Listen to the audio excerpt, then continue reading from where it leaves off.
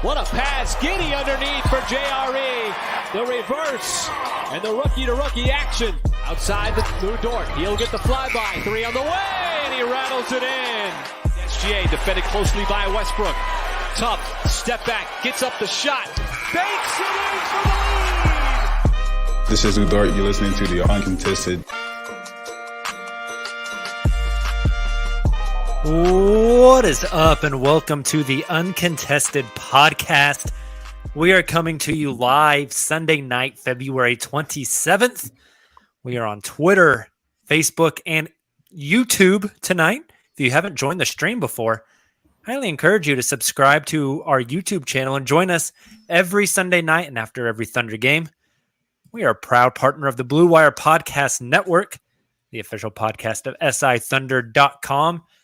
And man, do we have a full squad for you tonight to break everything down. I'm your host for the evening, Jacob Niffen. We have soon-to-be dad, Taylor Peterson. Hey, the Oklahoma City Thunder, first All-NBA rap team. We have soon-to-be three-time dad, Justin Peabody. Suck it, Taylor. We've got dad to probably some bastard children he doesn't know about, Nick Crane. Jeez. Quite the accusation, to which I say false. And we have somebody's son, because he's the baby of the podcast, JD Silva. Fellas. He's the podcast's large adult son. Yes. I just kind of winged those. So we need to get Nick a Maury Povich segment.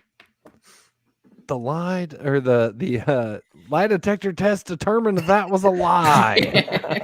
You are the father. Incredible. Shout out to everybody that's in the stream. Again, if you haven't subbed to our YouTube channel, please do so. Just on YouTube, the Uncontested.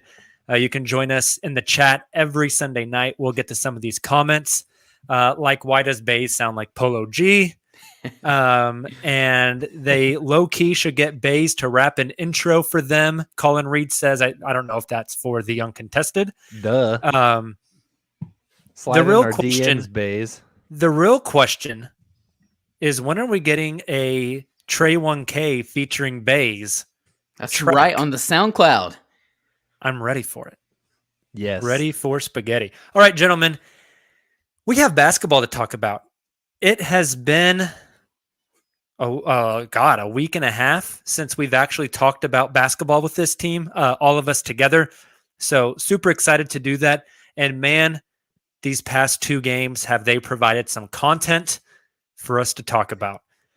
Some people worried that all is not great in Thunderland, but don't worry. We're here to break it all down for you. First, let's jump into a weekend review. Thunder only played 2 games this past week, guys, coming out of the All-Star break. They played Thursday and Friday night.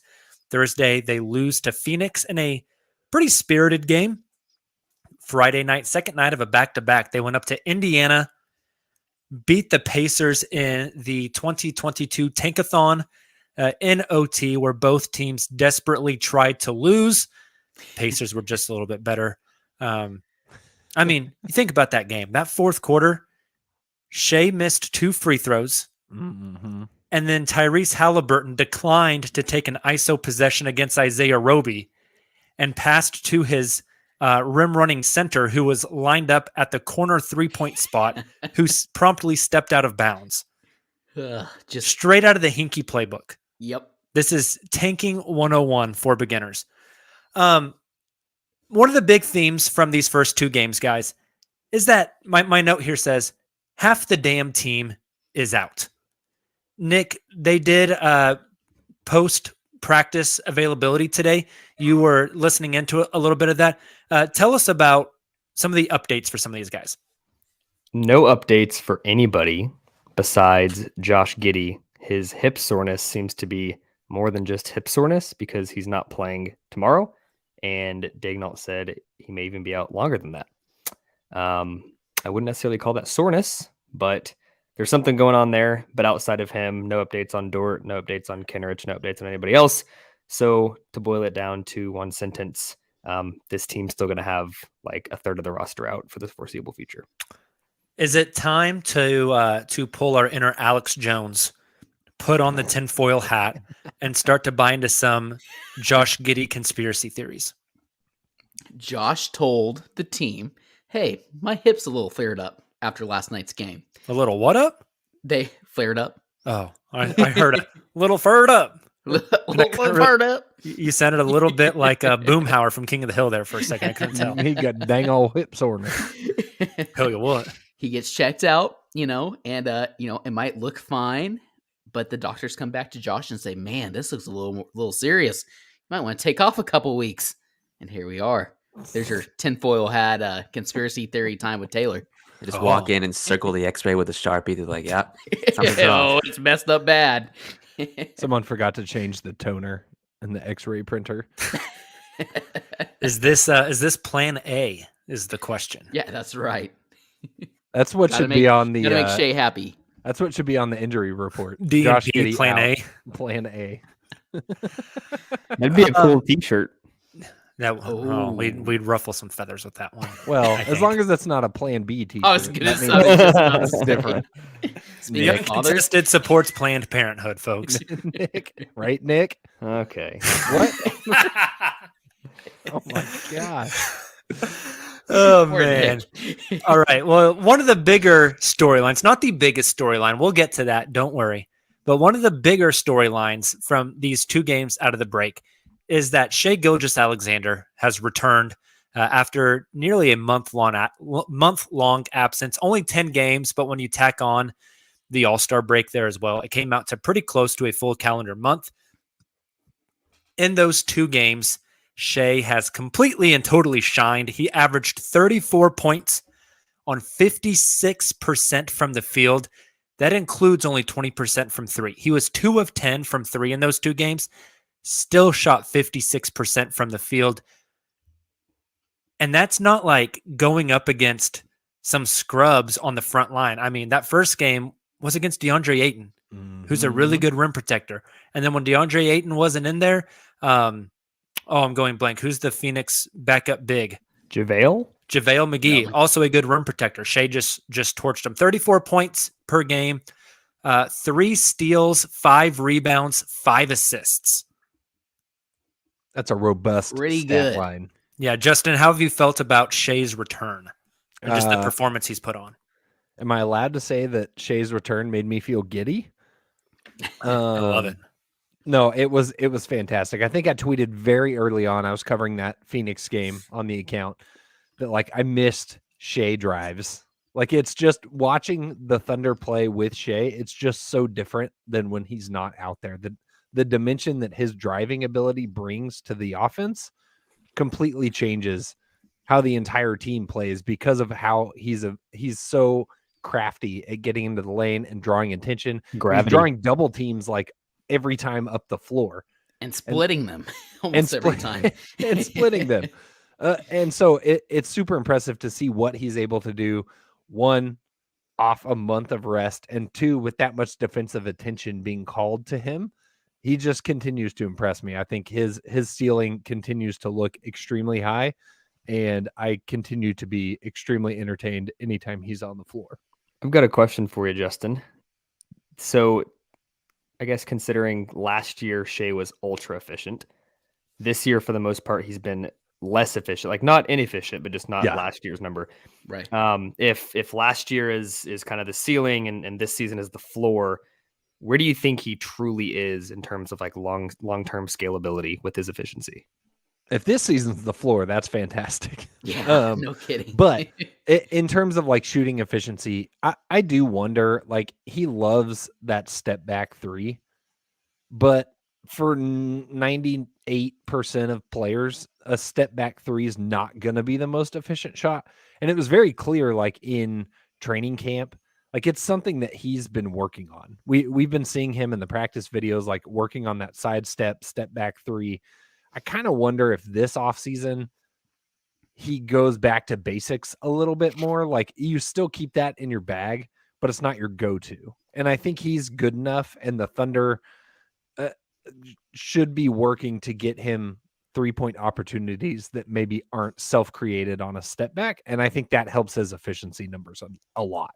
I just kind of feel like he's kind of leaning on that maybe a little bit too much this year. Yeah, I think this is a whole nother conversation that I'm sure we'll dive down the rabbit hole at some point. But with him taking presumably a less consistent ball handling role, with Giddy playing primary point guard more down the stretch of the season and potentially in the future, I want to see him get better in rhythm. Like, how many times have you seen Shea sit on the wing or sit in the corner, catch the ball, like shoot it at rhythm three? Like, never. It's always isolation. Not once. Like 90% of his points. Yeah, 90% of his points come from ISO ball, right? Like he's not a rhythm shooter. And if you look at some of the best scorers in the league that play off ball, and I think this goes to your point, Justin, of what he's going to work on this summer.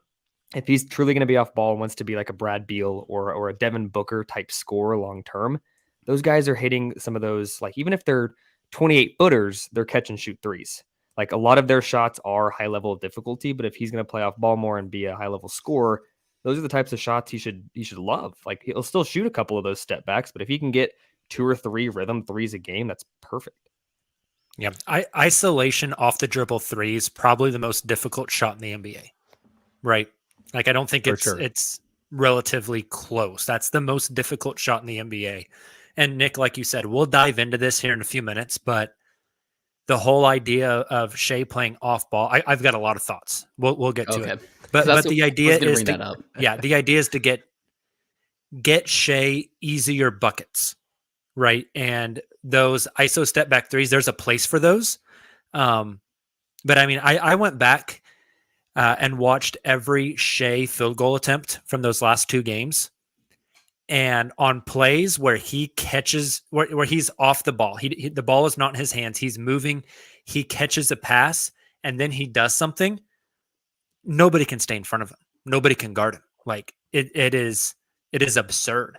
And so that's what the team is trying to gear towards. But Justin, I'm with you. Watching him play these 2 games, it's almost like we forgot a little bit. At least I forgot a little bit. And then you watch and you're just like, holy shit, man.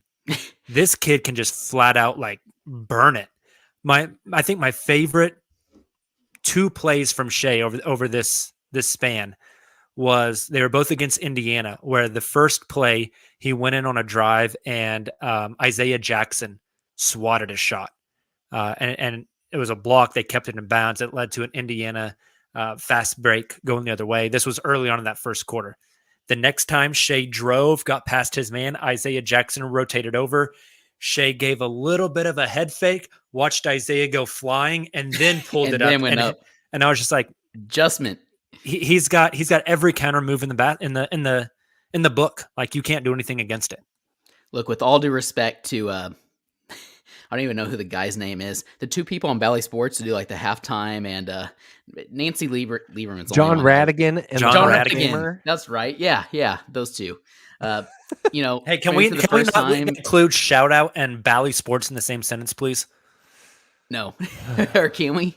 Yeah, I'm saying, let's not do that ever again. They don't deserve shout outs. Yeah, I don't often agree with what they say, but I thought Lieberman made a pretty good point. I think it was after the first game that Shea came back, so it would have been the Phoenix Suns game. What was that, Wednesday night? When she said, like, which the numbers that Shea put up and puts up on a nightly basis, if he wouldn't have gotten injured, those are all-star numbers. And I think you see some of those guys that made it kind of squeaked into the roster there on some of those teams from the West. Like, I think of Murray, even from the Spurs. Like, I think Shea absolutely fits that mold. And so, like, Nick, you asked about the 3-point shooting and the efficiency. Kind of to Jacob's point, I think moving forward, you're not going to see him taking as many threes just in general, not so much even the step back threes. But for example, he only took 5 threes against the Pacers, and I can go back and look, but still 24 shot attempts, 13 and 24 from the floor, incredibly efficient. Like, when he's surrounded by more efficient shooters, he's not going to be having to take those kind of 3-point shots. And so I think moving forward, he will be efficient. Maybe these last 2 games are kind of the efficiency we should expect from Shea moving forward, but also we should expect like the limited shot attempts from 3. Well, speaking of sharing the floor with guys that can be more efficient and can shoot better, 2 other guys from this week that I want to talk about. Let's start with Josh Giddey. Josh only played in that Phoenix game. I think for us on this show, for sure, I think for a lot of Thunder fans, one of the biggest things we were looking forward to in the final 24 games was seeing Josh and Shea play together and seeing how that dynamic works. We talked a lot about it coming out of the All-Star break. Obviously, after the Phoenix game and some of the comments, and we'll get into that, it kind of tightened that idea that we wanted to see that stuff up even more. But in the one game that they did play together, Josh had, I'm trying to find his stats, 15 points, 9 rebounds, 6 assists in that one game with Shea. Not a triple-double, Nick, but Josh just continues to do Josh stuff and be incredibly impressive. Yeah, and at this point, it's all about scoring and shooting. I'm sold. Like he is going to be an NBA player for a long time. I think him being a bust is out of the question. Outside of injuries, like he's going to be a really, really good NBA player. It's the scoring and the shooting that's going to determine his ceiling. And I think if he can become a solid shooter and average 15 plus points a game at his peak, he could be the best player on this team when they contend again, like better than Shea. Ooh. The shooting versus scoring. Will you expand on that a little bit? Yeah, I mean, I would consider Shea more of a scorer than a shooter. Like Shea averages 23 a game. He's scored 30 points like 12 times this year, but I wouldn't call him a shooter. Like he's not a knockdown shooter. I would think like Trey Man's a shooter and a scorer. Right? Like he does both. Whereas But like he's a hooper or a basketball player. like Muscala. So Muscala's a shooter, Shea's a scorer, Trey's kind of in the middle. He does a little bit of both. And so I think if Josh can be either a shooter or a scorer, Josh doesn't have to be a 40% 3-point shooter. If he can find ways to score the ball, float game, he's crafty around the rim and be efficient in that respect, and just be a league average 3-point shooter, I think that's just fine. And I think with his rebounding, his passing, his defensive upside, with his size, he could be the best player on this team. I think he's not a good shooter right now. No. There's a lot of things that give me hope that he can be a good shooter, but I think the finishing at the rim and the floaters have been pretty impressive for me for a 19-year-old rookie. The touch. Yeah. And both him and Shea are like that. Like Shea is more of a put the English on it finesse. I think Josh kind of like crafty finisher. Right. We think of Josh, he's more of a bruiser, not like a LeBron James or Russell Westbrook bruiser around the rim, but he's not doing the, spinning it off the top right corner of the backboard. He's just, I'm 6'9", I'm bigger than whoever's guarding me. I'm going to bully you in there and just and finish strong. So I think they're different types of finishers, but I think they're both guys that can score at the rim with ease. He's definitely not an athletic finisher. No, right. No. Definitely not. And I think that's why it's so important for him to have that pull-up game.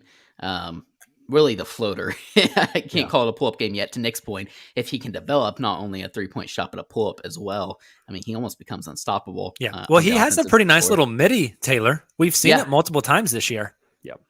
True. I think if you're the Thunder, you can have, like, we're talking about contending, like 5 years from now, 8 years from now. I'm not going to guarantee 5 years from now they're contending. I'd like to see them. I think the top scorer on the team is not Josh or Shea, but I think one of those two could be the best player. Right. Jabari Smith Jr. will lead the team in scoring. I agree. You know what I mean? Like, I think everyone always, like, the casual NBA fan looks at points, rebounds, assists, and that's like the baseline. I think Josh and Shea can both rebound. They can both pass the ball and generate assists. They can both score at a decent level, but I wouldn't be shocked to see some kind of like insanely athletic shooting guard or wing that leads the team in scoring, but isn't necessarily well-rounded in the other aspects that Josh and Shea. You don't need you could have like a Jalen Green, like the peak Jalen Green everyone thought he could be when he came into the draft and still could be. Like that player could be your top scorer. He didn't have to be a good rebounder or a good passer because you've got two other guys and Josh and Shea that can do that. That's a really good point. And I feel like to the point of his scoring, we've seen the potential. And I think we've seen a little bit of progress in his game over the season. Jacob, you mentioned earlier, like things that give you optimism about that. I think the fact that he has shown some progress throughout the season is nice. I do feel like if he can perfect the floater part of his game. I feel like that. I don't know. Part of me feels like he's got such good touch with passing. I feel like floaters kind of go hand in hand there. Like there's a touch element to it that I feel like he's got such a good feel for it. He could probably get a like even better floater that really, if you combine that with a respectable 3-pointer, like one that you can't just Andre Robertson the guy and ignore him out there, a Ben Simmons situation, like somebody that you have to guard on that line, and then he can cut to the basket and hit a floater or kick out to somebody else.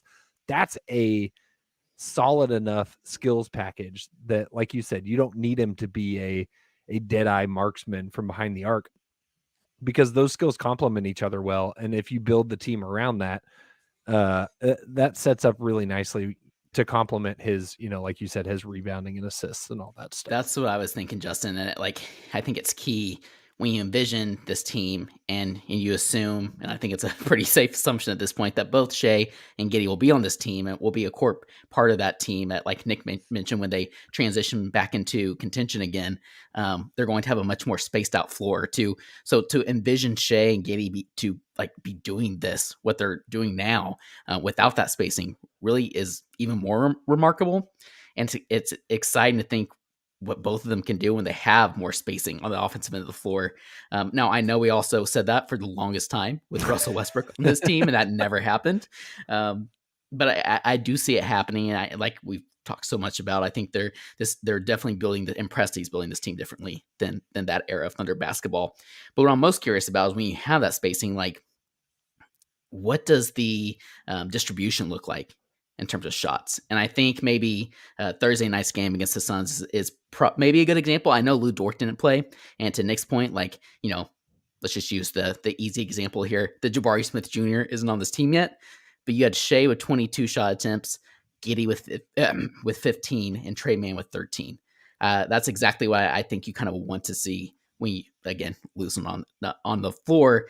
But I just kind of found that shot distribution interesting, and I think that kind of goes back to Jacob's original question about how Giddey and Shea can kind of fit together. We mentioned the floater and the 3-pointer. There's a lot of things we could dive in really deep with here. We got to move on, but that floater, when Giddey gets to the free throw line or a step below the free throw line, and he can consistently nail that floater to where it's on a scouting report, that makes, whenever he comes off a screen in the pick and roll, it makes the big man have to step up to take away that floater, which then opens up the lob to, when you have a competent big on this team, to catch a lob on the backside, right? Or like something you and I talked about, Jacob, here. I'm trying to remember what post game it was, but even a cutter, somebody cutting baseline, like exactly. A Wiggins. And then if he can get, Nick, you mentioned a like league average 3, to where he comes off a high screen and roll. If he can come off that and step into a 3-pointer to make the defender come over the top, then it's an easy pick and roll with your big going to the rim. And so I feel like Giddey unlocking that stuff, plus getting, it sounds really rude that I say a competent big. God bless his soul. Like Derek Favors just ain't that guy. Isaiah Roby ain't that guy. Once they get that guy, though, I think it unlocks so much for guys like Josh and guys like Shea. So much. We were talking about spacing the floor, so let's move on to the third guy I want to talk about. I really want to do a big time deep dive on this guy. We don't have to do that tonight because we're going to run out of time. But Trey Mann, in the 2 games since the All-Star break, came off the bench for the Phoenix game. With Josh out, he started for the Indiana game. Trey is averaging 16.5 points on 43% from the field, 33% from 3, 4.5 rebounds, 5.5 assists. And I thought he did a lot of stuff that Mark Daigneault probably thought, that's a lot of broccoli. Trying to take charges, trying to tie up Isaiah Jackson below the rim.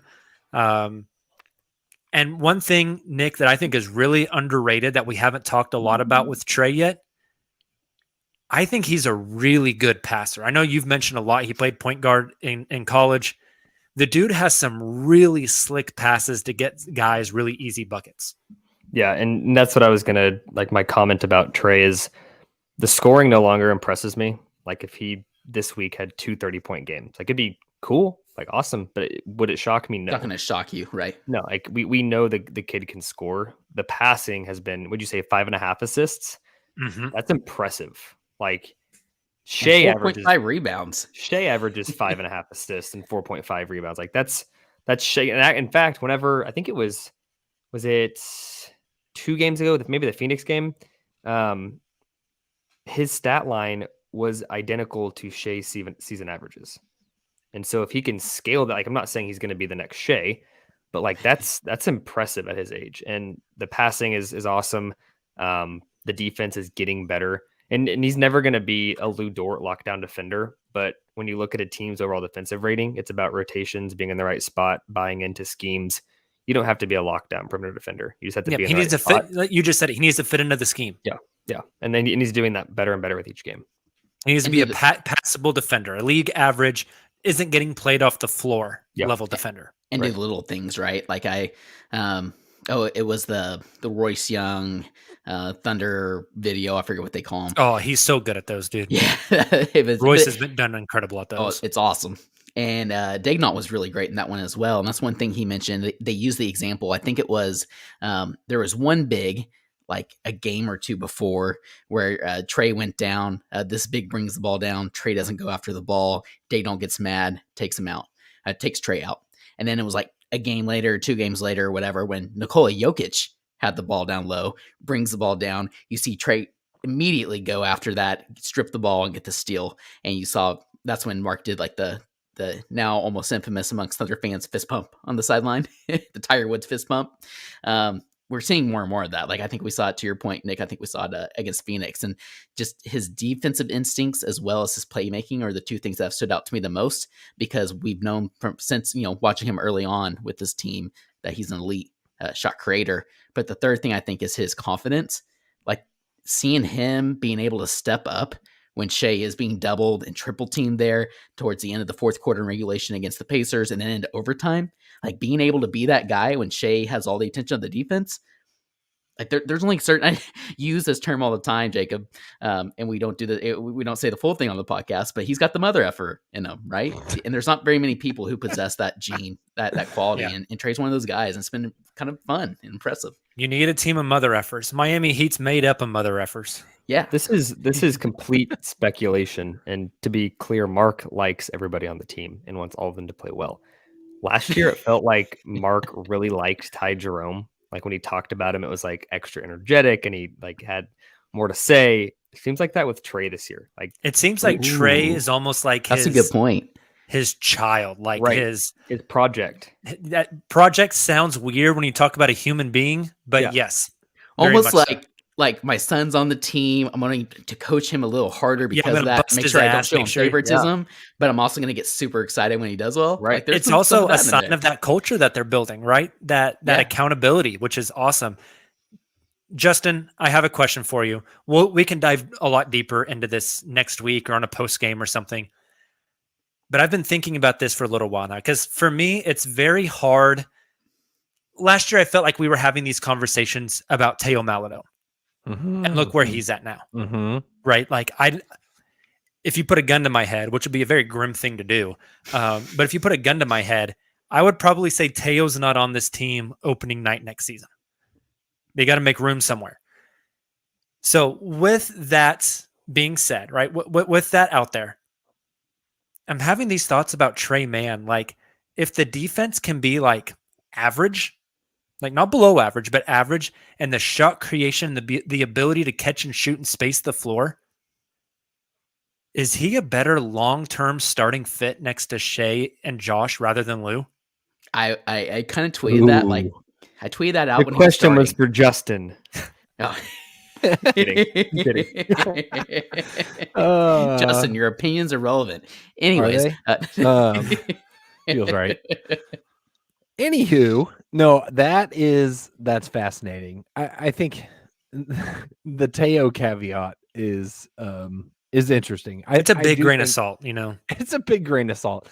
I do think the one thing with Trey versus Teo is if you go back and listen to our pods, yes, we were excited about how Teo was playing, but I think we all agreed like lower ceiling, not Somebody's got to super like score. exciting, flashy. Like he's never going to be the guy, but like he seemed really promising. And I think it just kind of feels like now, year 2 sophomore slump, not as excited about his upside, but he could get back to that. Trey feels the opposite. Trey feels like his potential is sky high, and his Electric is, I think, a good word. yeah, like he is. You can't take your eyes off of him when he's on the floor because he can light it up so quickly and demand so much attention this early in his career that, unless something happens, I think that's going to continue. I think it definitely gets very interesting to consider him starting alongside Shea and Josh. I feel like it would take it just feels very unthundery because it's the same conversation we've been having since 2008, basically. Yeah, that's a good point. James Harden and Tabo. It's Trey Mann and Lou Dort. It's a similar situation. Now, Lou Dort, much better offensive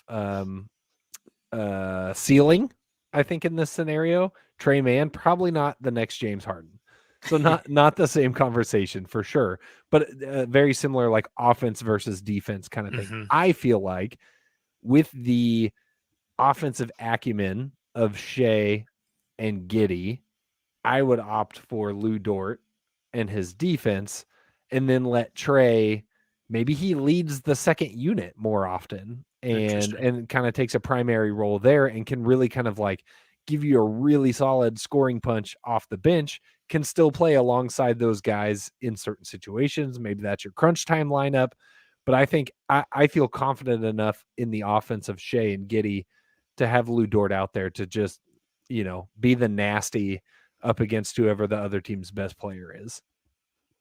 I think another piece that has to go into that, and again, this is a deep dive this is the last thing I'm saying about that whole Trey stuff before we move on. But what if Lou and his agent want that $20 million a year extension this summer, whereas you have Trey for 3 more years on a rookie contract at the 17th, 16th pick, 18th pick? 18. 18. I think the 18th overall pick is going to make like $3 to $4 million a year for the next 3 years. I mean, there's also a financial component there that I think is fascinating as well. Let's table the Trey Mann stuff, and we'll circle the wagons in a week because I think it's something really interesting to talk about. Trey's been impressive. He has been very, very impressive. Let's go on to the bigger news of the week. This should have been plan A for the podcast. Post game after the Phoenix Suns loss, there were a lot of comments from head coach Mark Daigneault, from Josh Giddey, from Shai Gilgeous-Alexander about the coexistence between those two players playing together. This Shai playing quote unquote off ball while Giddey has the ball in his hands more often. Shai had a few sound bites that sent a lot of Thunder fans into a frenzy. JD, you have those quotes in front of you. Will you read them off to us before we kind of break them down? Definitely. I'm going to start at the top so that I don't just say that one specific Shai soundbite that caused the frenzy. We want to paint the whole picture here. So Mark Daigneault was teed off, and I'm reading Joe Masato's transcript of this post game. This is a question asked to Mark Daigneault. You mentioned Josh being on ball a little bit more tonight than he was a month or so ago when Shai was back in there. Was that just giving Shai a chance to get back in there, or was it by design? Daigneault replied, "It's by design. Now we've got to be able to utilize Giddey's strengths. He's a really good initiator. He's a really good creator, and we've got to use that part of his game to unlock the potential of the team." So that's kind of how the whole thing started. Giddey was asked in his post-game availability. Mark said after the game that moving forward, when guys play together, you're primarily going to be on the ball and he's going to be off. Is that a decision or something you guys talked about over the break? Giddey said, yes, the three of us spoke about it. A lot of it is that Shai has so much gravity and attention to him that sometimes playing off ball is going to free him up even more. Giddey went on to talk like glowingly about how he feels about Shai and their relationship and how they're going to keep growing together as basketball players. And then what in Shai's post game is kind of where I think things may have gotten taken out of context a bit. Shea was asked, Mark said that moving forward, when you and Josh play together, that Josh might be on the ball more and you'll be off. How'd you take that news? Or what did you think of the plan moving forward? Shea initially said, I think it goes back to what I just said. Josh was really good the last few weeks, obviously. Me, as a player, I don't want to hinder that at all. I know to be one of the best teams in the league, which we want to be very soon, you've got to have multiple guys that can play on the ball. The follow-up question, 2 years ago, you were playing alongside Chris Paul and Dennis Schroeder. You were off the ball a lot. Do you lean back on some of that and know that you can be a threat off the ball and are comfortable in that position? And then Shea replied, yeah, absolutely. Obviously, it's not my plan A, but it's something that you have to sacrifice to be a really good team. I know that. I learned that early on in my career with that 1920 team. We're really good.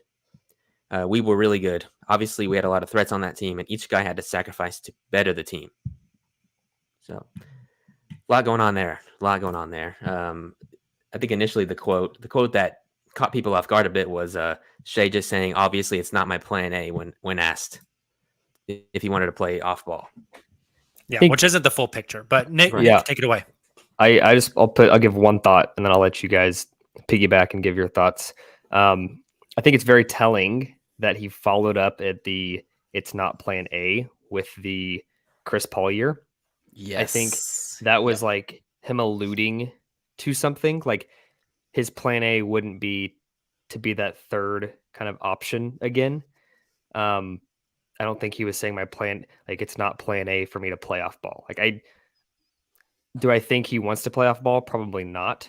But I think that'd be like me, starting a sentence talking about something I didn't like and then talking about that thing. And then everyone thinking the last sentence was, you know what I mean? It's like he went into the sentence with plan A. And I think people didn't think about what was said before, what was said after. I think that comment was more alluding to what he was about to say. That's where I'm going to leave it. My plan A isn't to go out and shoot 5,000 shots a day in the off season, but in order to become elite shooter, I know I need to go out and shoot those shots. Right. The context on the second half of the sentence makes the sentence. Right. You and then that would be like Twitter aggregating and saying Shea's not willing to go shoot 5,000 shots. Put the work in, become a better shooter. And if he has to, he's going to exactly. My plan A isn't to go work out in the gym, but if I want to get back in shape, this is what I got to do to get there, right? Exactly. I think it's also important to consider who it is, and the Thunder have not had drama in a long time. Like how many times have Shea started any drama in a long time? The other 29 teams in the league where we see a random quote that's aggregated that someone is saying, like Nikola Vucevic earlier this season had a huge role shift just because of the way the Bulls are made up now, and he talked about how like it didn't say it's not my plan A, but he basically said it's an adjustment. I'm used to being a guy that takes 15 shots a game and now I'm not. But if we're winning games and we're going the right direction, it's worth it. And that's exactly what Shea said. But since he said that plan A piece, people just got caught up on that plan A. If he would have said, it's not ideal, no one would be talking about this. It's just the word plan A where you think it's plan B is not as good. It's just two words. And people freaked out. I think you bring up a good point, Nick. And I was thinking that as well. Like two reporters that I think myself and a lot of us respect their work, especially when they tweet something out.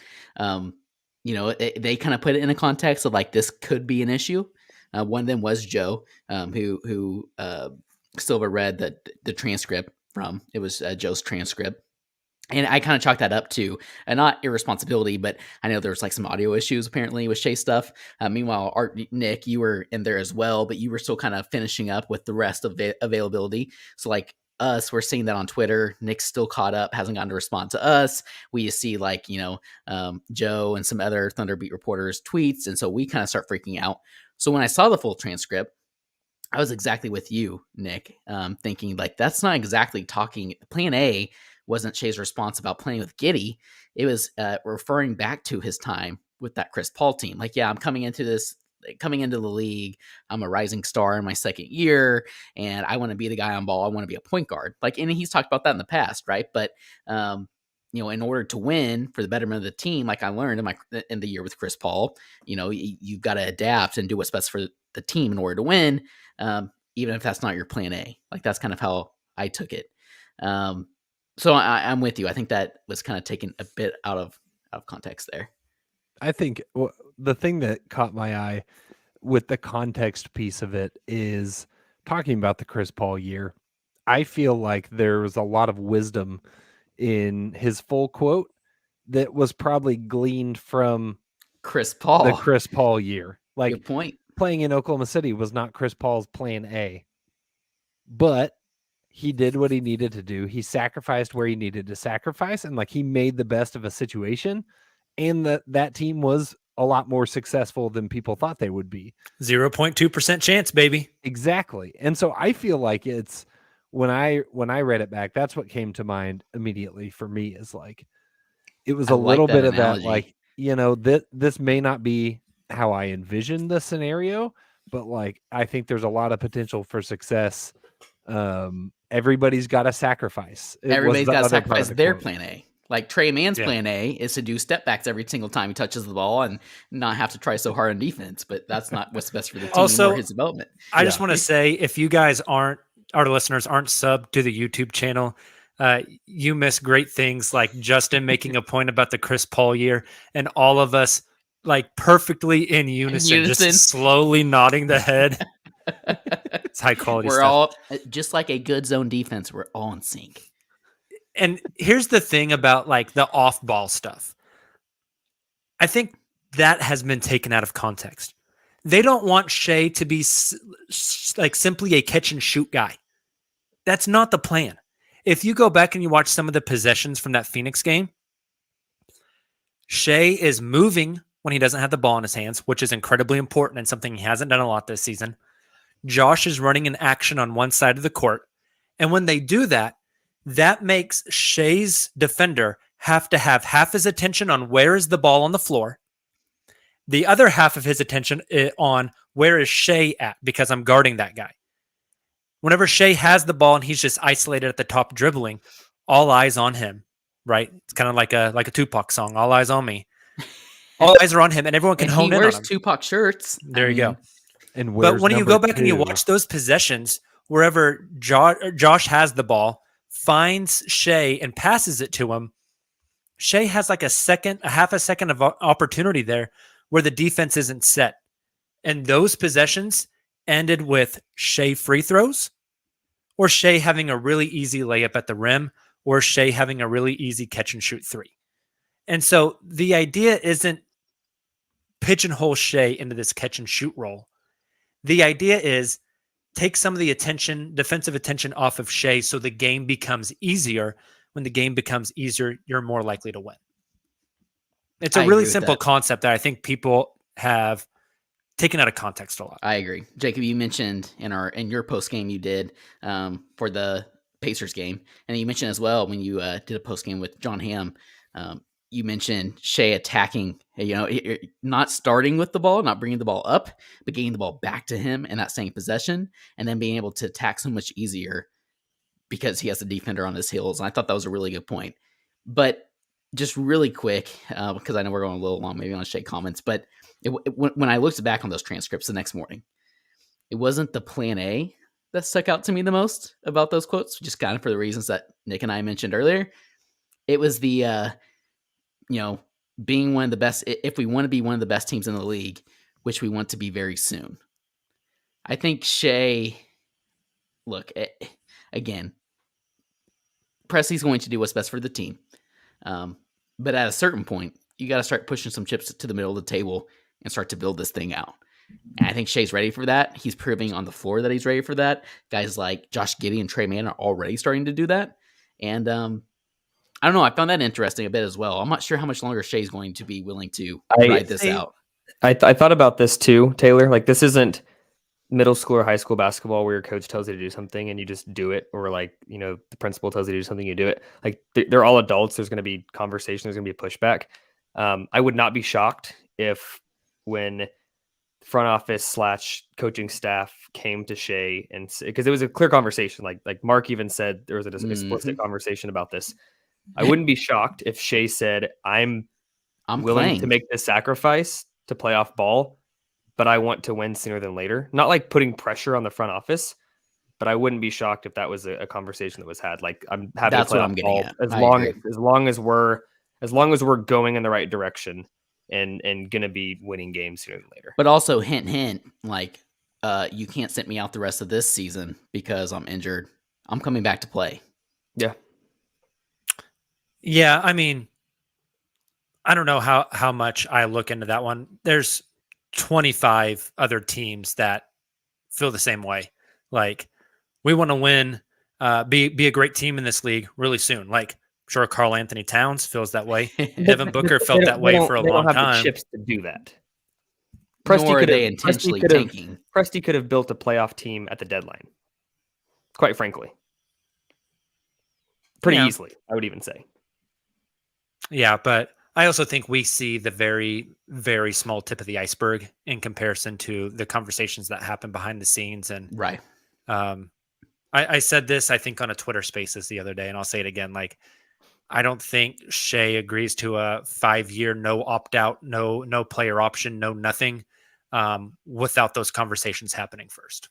Right. No. Right. Totally agree. I was just pushing back on Minnesota wants to be good. Like, they don't have the same levers Sam Presti does to be good.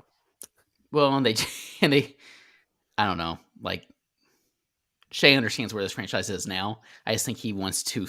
He's seeing these other guys step up, and he's like, okay. And he's seeing the production that he's having on the floor, even when some of these guys are out. He sees the system that this team's building. They're winning games, even when they honestly shouldn't be.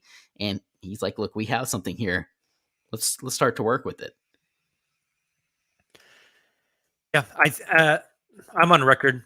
I think they start to make some moves this summer, but I think the real plan is after the new CBA in 2023. Yep. That just makes too much sense. Sure. All right. Well, speaking of wanting to move the team forward, make some plans, get some high quality young guys in here, it's time for a tank update. Silva, do you have the sounder queued up? Because you're muted. Loser! You're a loser! That means that the number 1 pick in the NBA draft goes to... Half the tank sounder seems appropriate because the Thunder won half their games. OKC is sitting still. It feels like it's been this way all season. 4th in the reverse standings. They have 4 more wins than Houston, who lost tonight at the buzzer against the Clippers. Horrible, horrible tank game for OKC. They have 5 more wins than Orlando. Only 4 more wins than Detroit because our guy Kelly Olynyk hit a game winner about 10 minutes before we came on the live stream. Ooh. So shout out to Kelly Olynyk.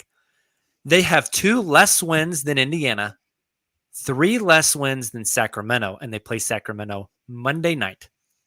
Gentlemen, I keep asking you this question. I feel like I ask it every week. I'm going to ask it again. How do you feel about OKC holding on to the 4th best lottery odds? And how worried are you about Indiana and Sacramento? Before you answer, I feel like it is important to contextualize 4 versus 5 in the reverse standings. If you are 4th, you have a 48.1% chance at a top 4 pick. If you are 5th, that drops to 42%. You lose 6 percentage points, dropping that 1 spot. How do you guys feel about OKC staying in 4? Or are you worried that they're going to slip to 5 or 6? I think the Sacramento game is humongous for tiebreaker reasons. Sacramento has won 2. Oklahoma City has won 1. That a win for Sacramento would essentially be 1.5 games, like a differential created, because that's one more win for them, 1 more loss for Oklahoma City, and then the tiebreaker goes to Sacramento. So they have to be kind of a half game or a full game behind OKC to actually, you know what I'm saying. Big game. I think 5's the worst case. I just don't see 2 teams jumping Oklahoma City in the tank standings. I think I'm with you, especially with the deadline trades. Yep. That Sacramento made. Justin, Silva, Taylor, any other thoughts on the 4 spot? I agree. It feels stable. I very, very, very much would like to see a late season push to get higher in the reverse tank standings than 4. I think I still have PTSD from last year and watching the lottery reveal show and seeing OKC at 6 and like I don't think I could handle that a second year. And it makes me sympathize with Knicks fans. Not Nick. I don't sympathize with Nick, but with Knicks fans. And I don't like sympathizing with Knicks fans. But I just, yeah, it's a big important time in this Thunder team. And I think for all the reasons we just talked about, and OKC needs to control their own destiny as much as they can. And the flattened lottery odds make that a lot harder to do. But anything the Thunder can do to try and ensure a little bit higher, I think they need to explore. Makes me wonder how many games of these final 22 that guys like Lou Dort and Mike Muscala and Kenrich Williams are going to play in place of Vít Krejci and Teo Maledon and Alexei Pokusevski, who's been really good, by the way. I thought Poku deserved to play in the closing minutes of that Indiana game. I agree. Mark said him. I thought he deserved to play because he was really good. But yeah, I think, Nick, we talked about this earlier, but the injury list and how long it is and how there's been no updates, I think it's going to kind of continue to be that way. They are going to want to explore one of Justin's favorite phrases, roster exploration. Check out those young guys. Let them get some burn down the stretch here. But I'm with you guys. I think 4 is the most realistic spot. One thing that gives me a lot of hope in that is OKC needed to lose that Indiana game for the tank. That was a very important tank game. Nick said the Sacramento game is important. I thought the Indiana game was equally as important. They win that game in overtime, but then Indiana turned around today and beat Boston. That was big. Which was a really big win. Indiana, according to Tankathon, has the 29th easiest schedule remaining. They have 2 against Orlando, 2 against the Pistons, 1 against the Rockets, 1 against the Kings, 1 against the Spurs. They don't have a lot of really high quality games left. A lot of their games are against some of the bottom feeders of the league, which I think is going to be a massive benefit to OKC. Anything helps. Flip side of the coin, is there any chance someone like Houston, Detroit, or Orlando go on a little run? That's what I was going to ask you, because the Detroit's gotten 2 wins this week, but they have. I still don't think they're going to pass. Not enough. OKC. Detroit and Oklahoma City both in their past 10. Actually, Orlando, Detroit, and OKC all 3-7 in their last 10. The 4-game win streak earlier this season is going to be what we look back on and think, man, we could have got Jabari Smith if it wasn't for that. Hey, Markelle Fultz is coming back apparently for the Magic, so you never know. Tomorrow. Good for him. Tomorrow. I love seeing that kind of stuff. Me too. It's cool to see. More tank update. The Los Angeles Clippers won 2 close games this week. They beat the Los Angeles Lakers, which was an important game because the Lakers are right behind the Clippers. And then they beat Houston tonight in the final seconds. That would have been a massive game for the OKC tank update. Clippers now at 32-31. They are in the 8th spot in the West. I believe they are 3 games up. Is this correct? 3 games up on the Lakers. They have 5 more wins than the Lakers do. And they have 8 more wins than the Portland Trail Blazers. It feels like down to them losing the play-in. Yeah, it feels like 8th is the lowest the Clippers are going to get. Obviously, the Thunder want them to get 9 or 10 because if you're the 9th or 10th seed, 1 loss in the play-in bumps you out, where if you're 7 or 8, it takes 2 losses. Any chance down the stretch here that the Lakers can overtake the Clippers and put the Clippers in that win-or-go-home situation? I think the Lakers are so banged up that they are just fine. They know they're going to be a play-in team, whether it's 7, 8, 9, 10, and they're so far behind now.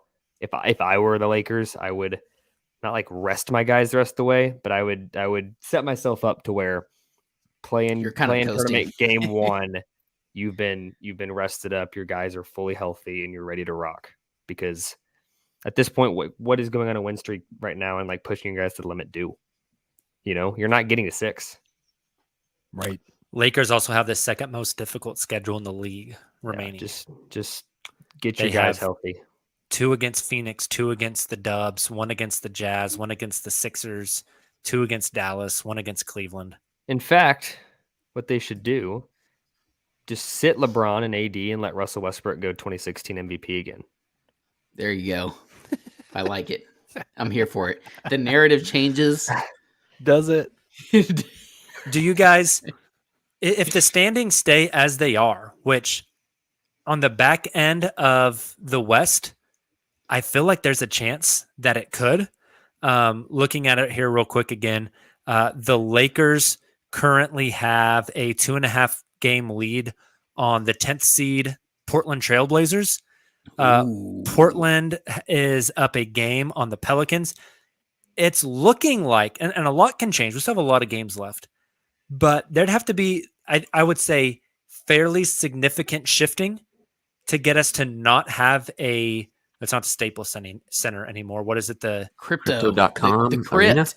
the crypt, to have a crypt catastrophe. I'm trying to use alliteration here, of Lakers versus Clippers in the play-in, Be where they amazing. both play in LA. Lakers have to win twice to get into the playoffs. Clippers only have to win once to get in the playoffs. If it comes down to that, how do you feel about the Clippers making the playoffs? It'd be fun. That'd be a lot of fun. What was the stat? I saw this last night on Twitter that the Clippers have won it's like 30 of the last 36 games against the Lakers or something like that. Does that feel right? It makes That number That's might be weird. too high, but it sense. was a really high percentage of the last few years worth of matchups, and that outside of just this season, it's just kind of a microcosm of those two teams. I would not feel good if I were a Lakers fan. I keep going into that thinking scenario. exactly. I'm with you, Justin. Like this whole entire season, I feel like even through like the rough start that they had, like heading into that actual halfway point and not like, here right before All-Star break, I just kept telling myself, kept saying on the podcast, like, well, they have AD, they have LeBron, they'll figure it out. So I think of like the playoffs, right? And it's like you have those kinds of players. You'd want to bet on the team that has those kind of players. But it's hard to do that right now. I just have zero faith in the Lakers. They're down 11 to the Pelicans at half right now is not a good look. Ooh. Yeah. Speaking of which, I definitely think the Pelicans are jumping the Blazers for that 10th spot, that playing spot. Oh, interesting. I think CJ. some Pelicans are going to start having some hamstring issues. Yeah. But they traded for CJ. Clippers next 2 are just the mirror of what they just played. They have the Rockets and the Clippers Tuesday and Thursday. Ooh. Sorry, Rockets and the interesting. Lakers. They are the Lakers. Lakers. Yeah. Win-win Rockets, situation. yeah, Rockets, and then the Lakers, and then the Knicks, Dubs, Wizards, Hawks, Pistons, Cavs, Raps. Their closing of the season gets pretty difficult, though. So hopefully that'll be a benefit for the Thunder. But yeah, our hopes of that Clippers pick being a lottery pick feel like they're starting to get a little bit more slim than they originally were. So, all right. Well, let's move on. We don't really need to do a tank update on the Phoenix pick that the Thunder own. It's going to be pick 30. Chris Paul's out. It's still going to be pick 30 because I think Phoenix is still up like 6 games on everybody in the league. So to close us out, let's take a trip around the association. I don't even know where you're sitting at.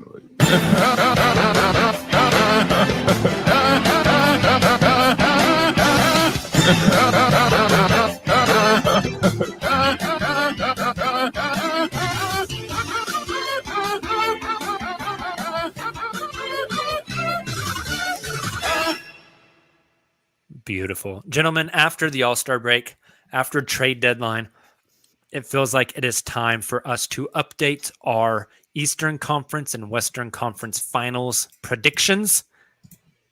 So, boys, lay them out. What do you got? Nick, you're up first.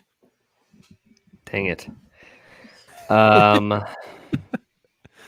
You want me to start with the West and go around the horn, or you want to get the entire like landscape of the Final Four teams? Okay, you do whatever you want to do. Just tell us who's in the Eastern Conference, who's in the Western Conference Finals. Eastern Conference, we've got Philly. Ooh. And we've got... You're that confident in Philly after 2 games? I said Philly before they traded good. for James Harden. Oh, okay. And the Bucks. I think the Bucks are nice. I think they're being slept on. Out west, I think it's got to be Warriors Suns. Like the Grizzlies are fun, but they're a little too young, a little too inexperienced. The Jazz. That's what they said about OKC in 2012. Yeah, I don't know. I tease. There's only one jaw. Yeah. The Jazz just don't strike me as a great team. The Mavs don't have the star power, and then from there, it's like the Nuggets haven't looked good. Maybe if Jamal comes back, but like the West is pretty clear to me. I think the East is the more fun conversation. I don't know if you guys agree. I did see MPJ is apparently supposed to get cleared here soonish and play in March, but even then, like we haven't seen enough from Michael Porter Jr. himself without, to your point, Nick, without Murray to really think that they can do something. I'm with you in the West. I think Suns Warriors is it, just because as fun as the Grizzlies are, when it comes down to a 5-7 game series, the Warriors just have a little too much firepower there. And we've seen what Steph can do when he really turns it on, especially if Clay can stay healthy. And I think he was out tonight or today or whatever it was just because of an illness. It wasn't anything injury related. So that's good to hear. And the East, that's where it gets so interesting. Like that's tough. I think I want to go 76ers Bucks also. I don't think the Nets, I just don't trust in the Nets. I don't trust in the Nets. I don't think Ben Simmons can. Ben Simmons is, look, I don't know. We probably shouldn't dive down that rabbit hole. I think there's a reason he's not coming back, being clear before March 10th. I'll just leave it at that. I am gonna say something else because I don't want to say the exact same things as the previous two, even though that's what I want to say. Bulls. In the West, I'm gonna go Phoenix, Memphis. Ooh, Grizz are gonna that's shock hot. the world. Ja Morant is gonna be the most popular person in the country, I love it. and we're gonna get Ja versus Steph, and it's gonna be magnificent. Got so the much play-in fun. last year, and it was magnificent. Yeah. In the East, I'm going to go Philly and Cleveland. Wow. I like that. I'm all in on the young guns, and maybe I'm manifesting here of what my future hopes for this young Thunder team are. But let's see the path of 2 teams that have been through the stink and are coming out the other end, I like it. which was a way grosser phrasing than it was in my head.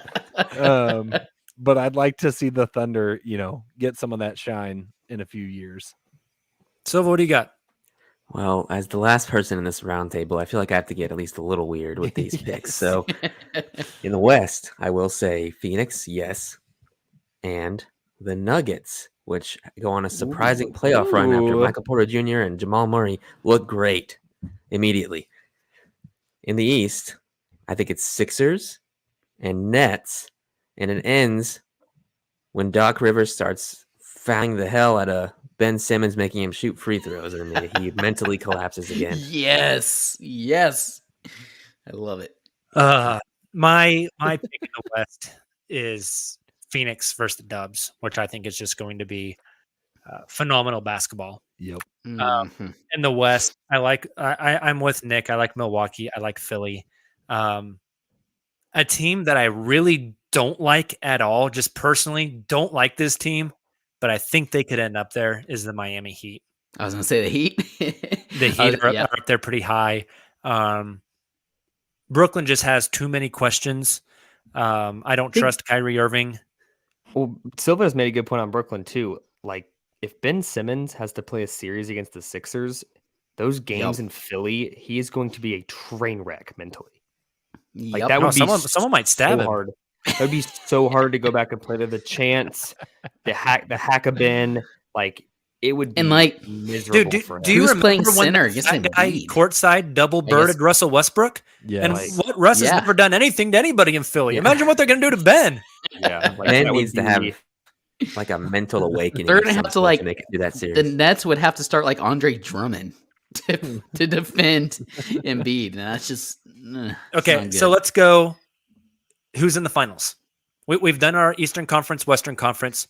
Who are our finals picks? I'll go last. Oh, okay. Silva, you can go first since I made you go last time. Hell yeah. We'll It's reverse Phoenix, the order. It's Phoenix. It's Philadelphia. And I'm picking Phoenix. Oh, that matchup Love is it. so much fun. You have is. Aiton versus so Embiid. much fun. You have Chris versus James, which is an incredible storyline. Mhm. There's a lot of you have Tyrese Maxey, who's basically like a young Devin Booker versus Devin Booker. There's a lot of fun matchups there. Justin, what do you got? I'm gonna keep this train rolling. Memphis, Cleveland. Oh, and the NBA is The pissed as ultimate ratings go on the that's toilet. right. Darren Rovell is gonna have like 47 tweets about media markets and some stupid crap. My And investments. Everyone else that actually likes basketball is gonna have a lot of fun because Yeah. like John Morant versus Darius Garland is gonna be a awesome. blast. Evan Jared Allen Mobley, versus like Triple J and Yes. Steven. It's going to be It's fun incredible. And as a Thunder fan, I'm just going to sit there and close my eyes and pretend it's 2028.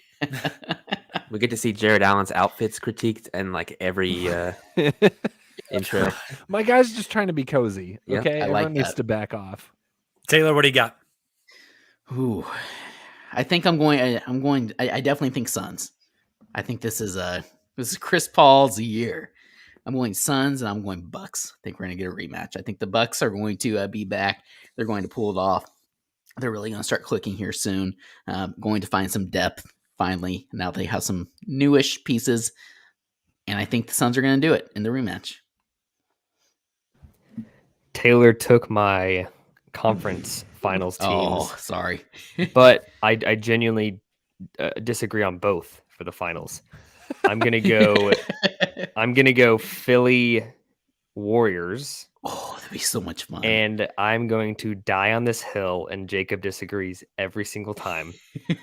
James Wiseman is legit. He's coming back soon. He's going to Finals be their MVP. starting center. No, but he will get playoff minutes, and he will be a difference maker for the Warriors, and they will win it all. All right. Hey, he just got assigned to the G League to start his ramp up. So Yeah, just for practice, but yes, it's getting close. he's on his way. My heart says Phoenix. Phoenix in the finals versus the East is such a crapshoot. Mm-hmm. I'll jump on the train and go Philly. I'll go with Silva. I'll go Phoenix, Philly. The PH versus the PH sounds fun. In the finals. Yeah. PH. If somebody doesn't make those shirts, PHINALS, We Got to be in will the if they script, don't. though. yeah, just print money. I mean, that's all you're doing at that point. I got Phoenix winning it all. I really want Phoenix to win it. Agreed. All right. Any parting thoughts before we log off for the week, boys? I was trying to think of fun Thunder quotes from players in the past. There's not very many. There's the Melo saying "Who me." My personal favorite is Kendrick Perkins shoving Steven Adams in practice and screaming, "I am the Silverback." Hey, my favorite Melo quote is whenever they threw water on him and he Indeed. said, "Oh, mother effer." mother- Shit. Oh, And then- shit. Nick Gallo just sat there and smiled because he didn't know what the hell to do. And Who Me, another great Mellow moment. That was the Um, first one that Silva That was the mentioned. one Silva already said. Oh, sorry. Taylor blacked out briefly. I Justin, did. you got a Thunder quote, Justin? I was thinking. I hate to throw a KD quote out, but I always think about when Katie and Russ are in the post game press conference. Katie puts his hand out and says, "He's an idiot." Mostly because I say that in my head a lot about other people. That's a good one. So I resonate with that one. Nick, you get quotes from these guys all the time. What's your favorite Thunder quote? I've got two, and they Okay. were both before my time. One of them, next question. I never got to witness that live. I wish I had. Would you wear it as a badge like Barry Trammell does if you got next questioned? You've got to own that. You got to be like the guy in the market that just like goes against the grain. That's a hard badge to wear. Like that's just not like Hey, that's not Russ, how's something it feel to it's not- suck? It's not something you wear for like one post game and then you're like back to normal. Like no, you can't. It's tough. No, I could not wear that badge. The next one wasn't really a quote. I don't think it was when he was in Oklahoma City, but Russ's quote on Pat Bev that he's just running out there fooling y'all or something. What was Pat what was the trick y'all, exact man. quote? Bev trick y'all. Yes, that's it. Yes, that's a good Pat one. Bev trick y'all. Trying to Maybe think of Russ the quotes. greatest Russell Westbrook quote of all time. Reporter asked Russ about Joel Embiid. Y'all cool now? And I'm sure you all remember the vicious "F- no." What a great And then, quote. Like what was threw his the- head when he He said it. had some venom in that one. That was a great quote. he had that quote too after he signed his extension this summer that Katie Who left. me? No, not who me. Yeah, that's what I was thinking too. Sting, But it Sting was for who? Sting for who? There it is. Did Sting it for hurt who. when he That's what I left? was thinking Did of. it sting when he left? Sting for who? Boom. All right. We're It's time to get forgetting outta the most important one. Scare money don't make none. Sam Preston. Yeah, Sam Uh, Presti. no, There it makes is. none. Well done. Well done. Speaking of, there's a new rap quotes, song. maybe you can pull some quotes from the new Bays track that we're going to outro to.